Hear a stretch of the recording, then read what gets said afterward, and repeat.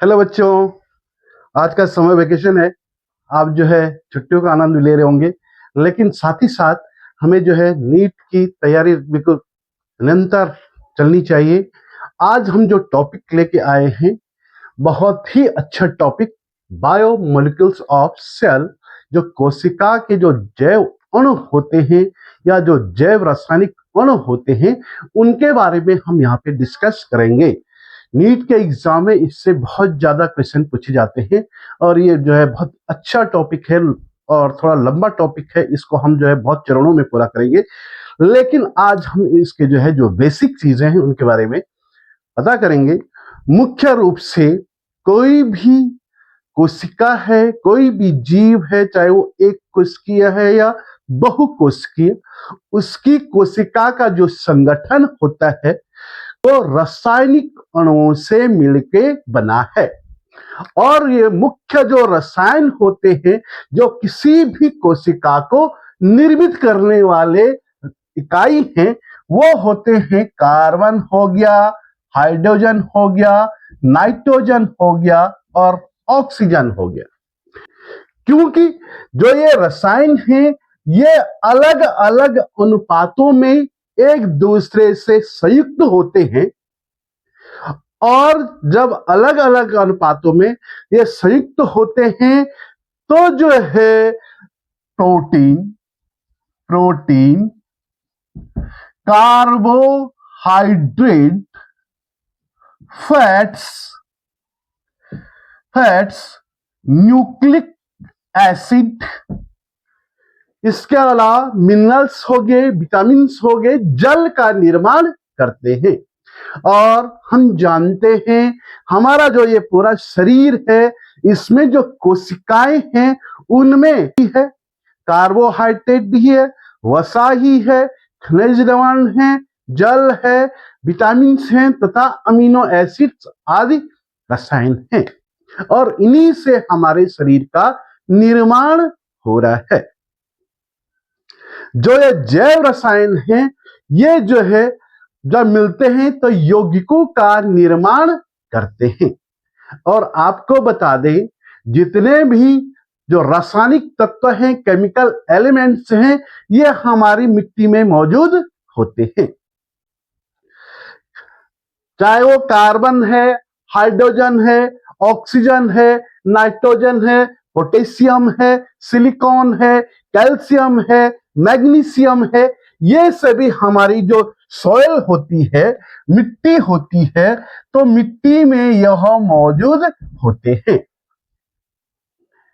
और ये निर्जीव पदार्थ होते हैं, ये कोई सजीव नहीं है, बल्कि क्या है, निर्जीव है। आपको ध्यान ये देना है, बहुत सारे बच्चे जो कंफ्यूज करते हैं, जो हमारी प्राणदायक जो गैस है ऑक्सीजन, ये भी क्या है, निर्जीव है।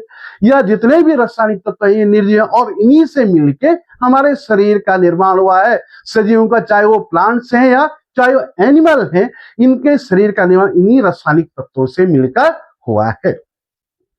जो हमारी मृदा है, अगर हम जो है रासायनिक तत्व हैं, केमिकल एलिमेंट्स हैं, और मानव के शरीर में पाए जाने वाले जो एलिमेंट्स हैं, अगर उनका प्रतिशत देखें, उदाहरण के लिए हमारा जो है जैसे एलिमेंट जो है हाइड्रोजन है, तो मिट्टी में जो है इसकी जो है अगर 0.14% है, तो हमारे शरीर में यह जो है 0.5% होता है। सिर्फ ध्यान ये देना है, मृदा की अपेक्षा हमारे शरीर में ऑक्सीजन की मात्रा अधिक होती है। एक दूसरा जो है, हमारे शरीर में जो नाइट्रोजन की मात्रा होती है वो भी अधिक होती है। और सबसे मुख्य बात, जो कार्बन है, कार्बन भी मृदा की अपेक्षा हमारे शरीर में ज्यादा होता है। एक जो है यहां पर मैंने एक जो है तालिका बनाई है, यहां पे हम देखेंगे जो ये हाइड्रोजन है, मिट्टी में इसकी जो प्रतिशत मात्रा है सॉइल में, ये 0.14% है। तो हमारे अगर मिट्टी में इसकी 0.14% है तो हमारे शरीर में इसकी मात्रा 0.5% होगी। कार्बन की मात्रा अगर जो है सॉइल में 0.03% है तो हमारे शरीर में 18.5% कार्बन की मात्रा होगी।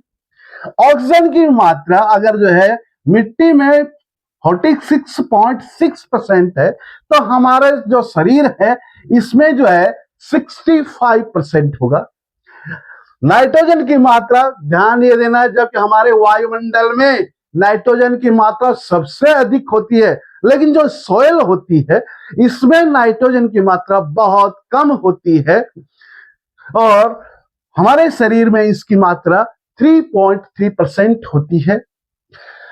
इसके अलावा जो गंधक है या सल्फर है मिट्टी में अगर इसकी मात्रा 0.03% है तो हमारे शरीर में 0.3% होगा। इसी प्रकार जो सिलिकॉन है, सिलिकॉन की मात्रा अगर जो है हमारे सॉइल में 27.7% है, 27.7% है तो हमारे शरीर में जो है सिलिकॉन की मात्रा नील होती है। हमारे शरीर में सिलिकॉन की मात्रा जो है नगण्य होती है।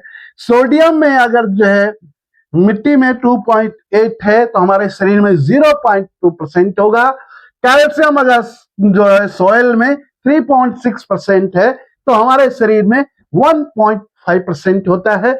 मैग्नीशियम की मात्रा अगर जो है 2.1% है तो हमारे शरीर में 0.1% होगा। तो हम यहाँ पे जो है मिट्टी में जो है विभिन्न एलिमेंटों की मात्रा होगी और हमारे शरीर में जो एलिमेंट की मात्रा है यहाँ पे हमने उसका तुलनात्मक अध्ययन किया, जिससे हमें यह पता चला कि सॉइल की अपेक्षा हमारे शरीर में कार्बन, ऑक्सीजन अधिक होता है। इसके अलावा नाइट्रोजन भी जो है अधिक होता है। तो जो है जो मिट्टी में जो है पाए जाने वाले ये रासायनिक तत्व है, यही हमारे शरीर को निर्मित करने वाली जो कोशिका है, कोशिका के निर्माण करने वाले ये बायोमोलिक्यूल्स हैं। क्योंकि यह जो है अलग अलग अनुपातों में जो है एक दूसरे से जुड़ते हैं और यौगिकों का निर्माण करते हैं। हमें कैसे पता चलेगा कि हमारी कोशिकाओं में विभिन्न जो है रासायनिक तत्व जो है अलग अलग अनुपात में मिलकर जो है कार्बनिक यौगिक का निर्माण कर रहे हैं? तो इसके लिए हम एक प्रैक्टिकल कर सकते हैं।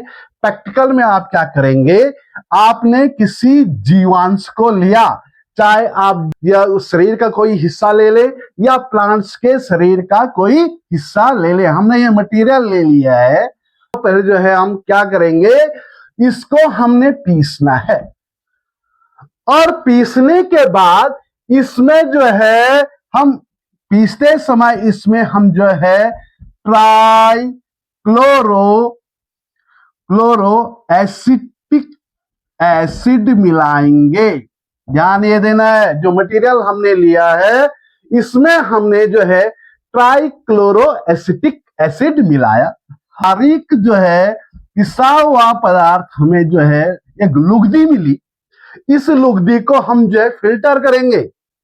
इस लुगदी को हमने क्या किया, फिल्टर किया और फिल्टर करने के बाद हमारे पास महीन अणु प्राप्त हुए। इन महीन अणुओं का हम जब जो है रासायनिक परीक्षण करते हैं, हमें विभिन्न प्रकार के यौगिक प्राप्त होते हैं। जब हम इन यौगिकों का अध्ययन करते हैं तो इसमें हमें जो है विभिन्न प्रकार के लघु जैव अणु तथा वृहद जैव अणु, micro biomolecules and mega biomolecules प्राप्त होते हैं। जो माइक्रो और मेगा मोलिक्यूल्स है, ध्यान ये देना, इसमें जो हमें जो है ये जैव अणु प्राप्त हुआ है, इसमें जो है मुख्य रूप से जो है अमीनो एसिड होंगे, कार्बोहाइड्रेट होगा, ग्लिसरॉल होगा या जो है मोनोसैकेराइड्स होंगे, आरएनए होगा, डीएनए होगा। ये सभी जैव अणु इसमें पाए जाते हैं। जिससे ये सिद्ध होता है कि जीवों के शरीर में जो कोशिकाएं होती हैं, इनमें विभिन्न प्रकार के जैव अणु होते हैं और यही जैव अणु मिलके कोशिका का निर्माण कर रहे हैं। कोशिकाएं मिलके ऊतकों का निर्माण कर रही हैं, ऊतक मिलके तब अंग तंत्रों का निर्माण कर रहे हैं और फिर उससे शरीर का निर्माण हो रहा है। यहां पे अगर हम जो है किसी कोशिका का जो है अध्ययन करें और कोशिका को निर्मित करने वाले जितने रसायन हैं उनकी मात्रा अगर हम देखें तो किसी कोशिका में जो सबसे अधिक मात्रा होती है वह जल की होती है। ध्यान आपने यह देना है, हमारे शरीर में जितने भी कोशिकाएं हैं, कोशिकाओं में सबसे अधिक मात्रा जल की होती है, क्योंकि हम जानते हैं जो प्रोटोप्लाज्म होता है, प्रोटोप्लाज्म में जो है सबसे अधिक मात्रा में जल होता है, जो कोशिकांग होते हैं, कोशिकांगों को सूखने से बचाता है। तो हमारी प्रत्येक कोशिका में लगभग 70 to 90% वाटर होता है, जल होता है। इसके अलावा जो प्रोटीन है, प्रोटीन की मात्रा हमारे शरीर में 10 to 15% होती है। 10 से लेके 15% भाग हमारे जो कोशिका है उसमें प्रोटीन की मात्रा होती है। इसके अलावा जो कार्बोहाइड्रेट है, कार्बोहाइड्रेट हमारे शरीर में 3%, कोई सेल है हमारी कोशिका है उसमें जो है कार्बोहाइड्रेट की मात्रा 3% होती है। इसके अलावा जो फैट्स हैं, फैट्स की मात्रा हमारी सेल में 2% होती है। इसके अलावा जो न्यूक्लिक एसिड होते हैं, न्यूक्लिक एसिड जो होते हैं हमारी सेल में, वो उनकी मात्रा जो है 5 to 7% होती है। और इसके अलावा जो आयन होते हैं वो कोशिका में 1% है, 70 से 90% है। उसके बाद तो प्रोटीन है, कार्बोहाइड्रेट है, इसके अलावा न्यूक्लिक एसिड है, फैट्स हैं और उसके बाद आयन है। तो जैव अणु है ये निर्जीव है और ये निर्जीव जैव अणु मिलके ही सजीव की कोशिकाओं का निर्माण कर रहे हैं और ये सभी जो रसायन है ये हमारी मृदा में पाए जाते हैं।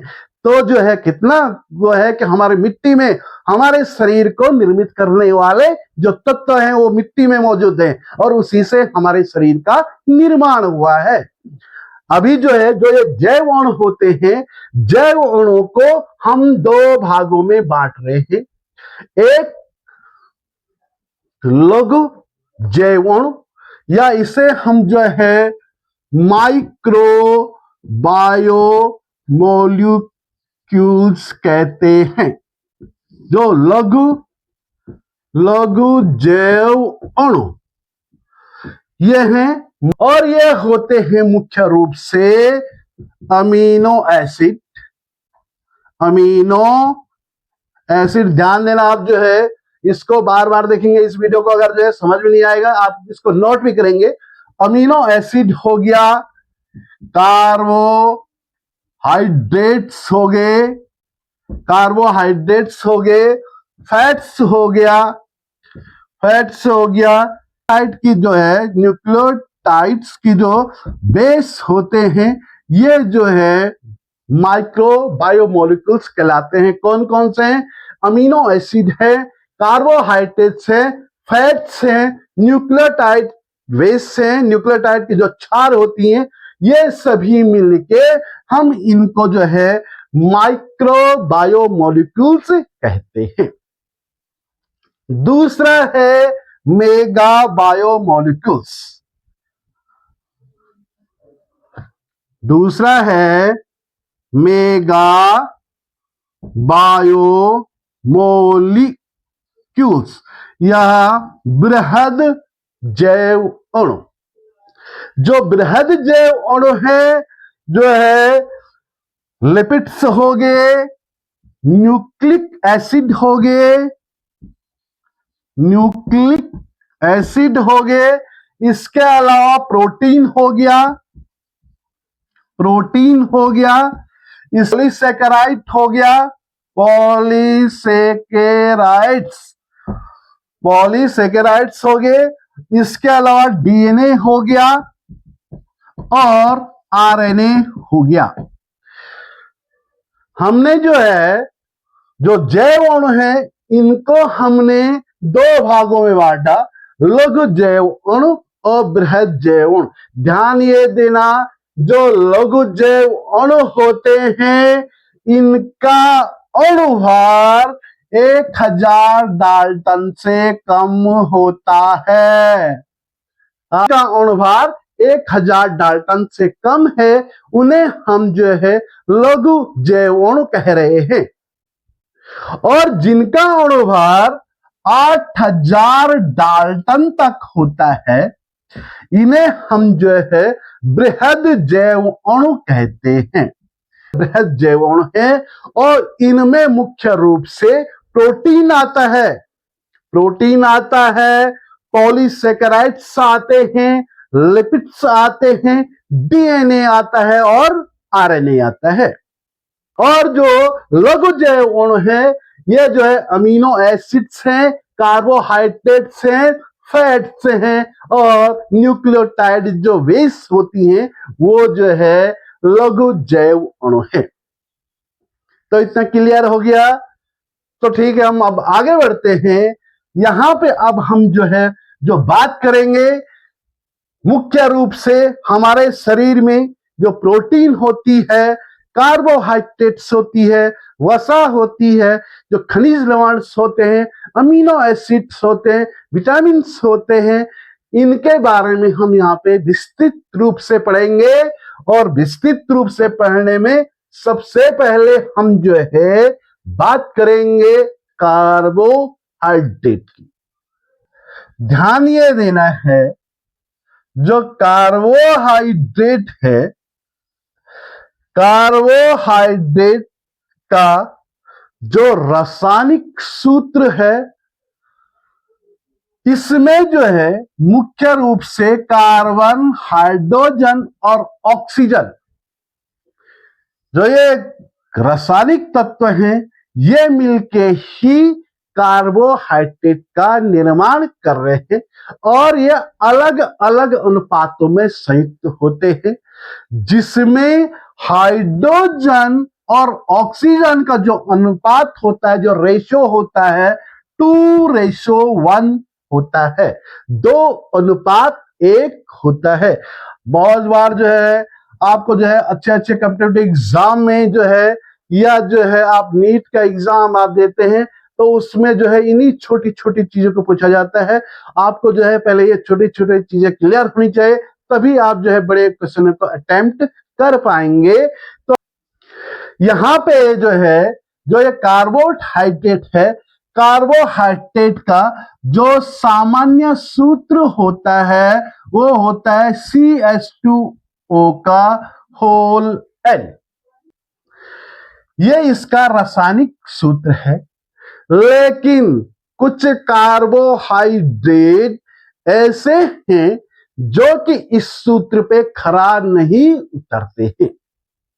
है तो कार्बोहाइड्रेट, लेकिन वो जो है एक अपवाद हैं। वो अपवाद कौन कौन से हैं?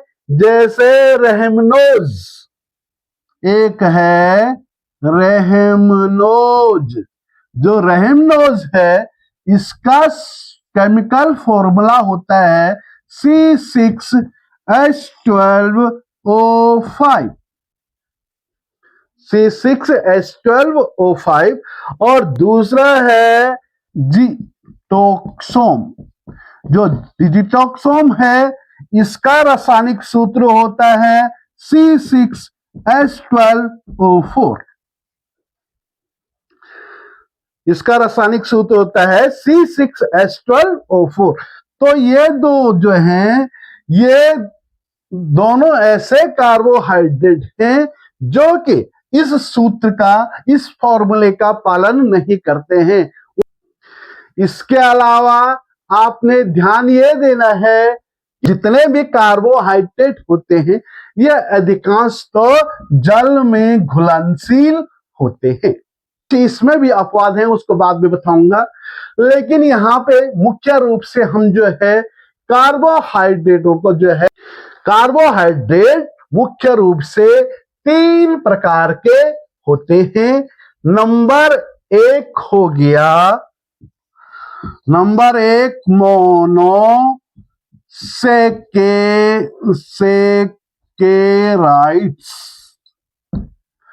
पहला है मोनोसेकेराइड, सेकंड है ओलिगोसेकेराइड्स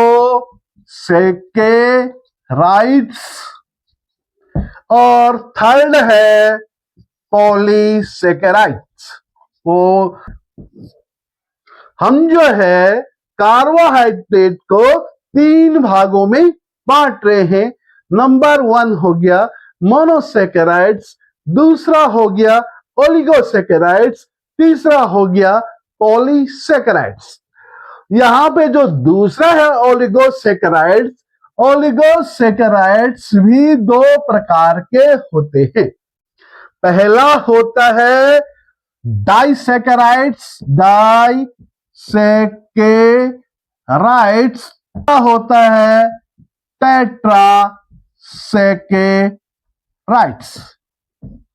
तो यहां पे जो है जो ओलिगोसेकेराइड्स है यह जो है 2 प्रकार के हैं। नंबर 1 डाइसेकेराइड्स और नंबर 2 टेट्रासेकेराइड। तो यहां पे हम जो है जो कार्बोहाइड्रेट है उसको 3 भागों में बांट रहे हैं। अब सबसे पहले हम बात करेंगे मोनोसेकेराइड्स की। क्या होते हैं मोनोसेकेराइड, इनका केमिकल स्ट्रक्चर कैसे होता है, इसमें कितने कार्बन होते हैं, कितने ऑक्सीजन होते हैं तथा कितने जो है इसमें जो है हाइड्रोजन होते हैं। तो उसकी सबसे पहले हम रासायनिक संरचना देखेंगे, उसकी प्रॉपर्टीज देखेंगे, उसके बाद हम ओलिगोसेकेराइड और पॉलीसेकेराइड्स के बारे में देखेंगे। तो आज के लिए हम जो है इतना ही, कल हम जो है मोनोसेकेराइड से शुरू करेंगे। तो आज हमने जो पढ़ा है वो हमने देखा है कि हमारा जो शरीर है इसका जो निर्माण है, इसकी जो कोशिका है, कोशिका में जो जबकि ये निर्जीव पदार्थ हैं और इनसे हमारे शरीर का क्या हुआ है, निर्माण हुआ है। इसके अलावा हम ध्यान ये देंगे, अगर हमने जो है हमारे शरीर का कोई हिस्सा या जो किसी भी जीव का, उदाहरण के लिए हमने जो है कोई लीफ गिरी थी, पत्ती गिरी थी, पत्ती को हमने सुखाया, सुखाने के बाद इसको हमने जलाया, तो जलाने से इसमें जो कार्बन होगा और जो जल है इसकी मात्रा उड़ जाएगी, ये जो है उड़ जाएगा। यानी कि इससे जो कार्बनिक पदार्थ है, कार्बनिक पदार्थ इससे अलग हो जाएगा। मुख्य रूप से अन्य होंगे, अन्य रासायनिक तत्व होंगे, जैसे नाइट्रोजन हो गया, फास्फोरस होगा, इसके अलावा जो है कैल्शियम होगा, रासायनिक अणु इसमें होंगे। और अगर हम जो है इन रासायनिक अणुओं का परीक्षण करें, इन यौगिकों का परीक्षण करें, तो हमें पता चल जाएगा कि इसको निर्मित करने वाले रासायनिक तत्व कौन से हैं।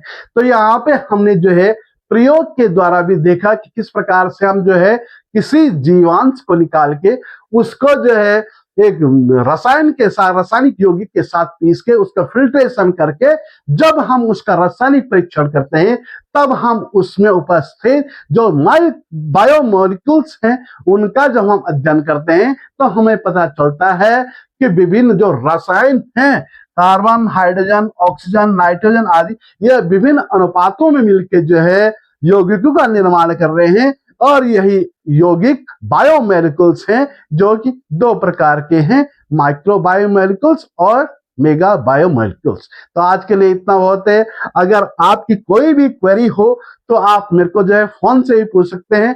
तो अब हम जो नेक्स्ट क्लास करेंगे वो कार्बोहाइड्रेट के बारे में ही विस्तृत रूप से पढ़ेंगे और मोनोसेकेराइड से हम शुरू करेंगे। आज के लिए इतना बहुत है। आपकी कोई भी क्वेरी हो आप पूछ सकते हैं। थैंक्स।